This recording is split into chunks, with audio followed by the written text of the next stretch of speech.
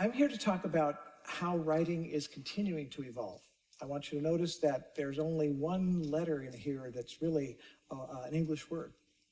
That we can read this because we're now developing other forms of communication beyond just letters and the alphabet.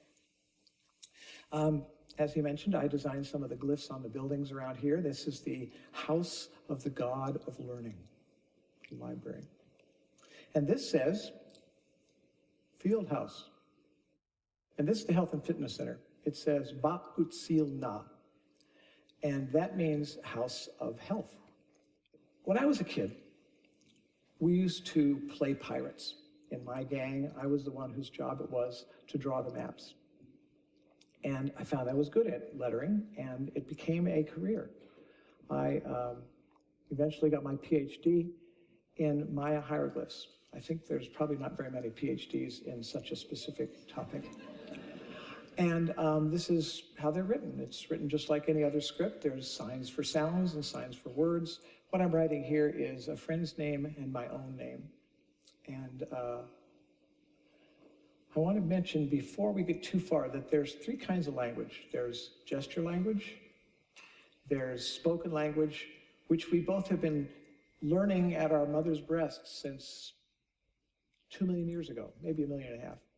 Whereas writing is very, very new. It's only been done for 5,000 years. And the people that have been doing writing until like 200 years ago, maybe even 100 years ago in many places, the people who do writing in most cultures are a very, very thin elite, 1/10 of 1%. And yet, monuments have been put up for all that time with writing on them. And what I got interested in was why writing, or how writing, could communicate over the language barrier, because the average Egyptian and the average Mayan was as illiterate in their hieroglyphs as you and I are. This is the invention I want to talk about today. The smartphone. Can you believe it was only 11 years ago? I cannot remember my dull, drab, featureless life before I had a phone in my hand, so my hand is permanently in this position. With it, it came texting. And in fact, I would say that most of my students, texting is their major form of communication, even more than talking. It's hard to believe. But along with texting, because texting is so limited in its forms, there have been new characters invented. The emoticon is something you make by typing a colon and a parenthesis to make a sad face, or the emoji is a more formalized version of that. And emojis go back even before cell phones, to that dark age we call the age of bumper stickers. When people communicated in short phrases that had to be punchy and something you could read from a distance. And this version, this particular, you've seen like 1 million versions of this, right? And I Love My Cat has been transformed into this one, which I took particular notice of. I spayed my cat. And some cynical animal hater just had to go, I club baby seals. Oh, sad face emoticon. Now we have emojis designed for every device. This is Windows on the left, Apple on the right. There's also ones for Twitter. Anyway, these characters are a new kind of hieroglyph. And I say new kind of hieroglyph because they aren't words, they aren't sounds. What they do is tell the emotional content of the message that comes with it. And because tweeting or texting is so limited in its ability, you really need them. I mostly get texts like this. It's, from my friends, I get a sentence with an emoticon or an emoji at the end that tells something about how they mean the sentence. But this last message, sent from a friend, is actually kind of a Rosetta Stone. The text is in English on one side and emojis on the other. R.I.P., rest in peace, is echoed by the peace sign. And my dad, JVS, who had just died, was a singer.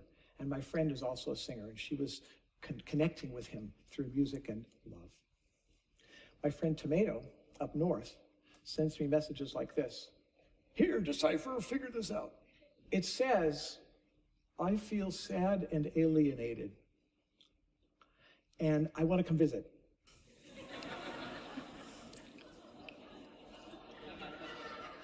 I just got this from a student. I showed a film, the computer crapped out, and the message that they're all supposed to, the students are all supposed to write something about the film, and this person wrote, "Movie stopped working, sad face emoticon."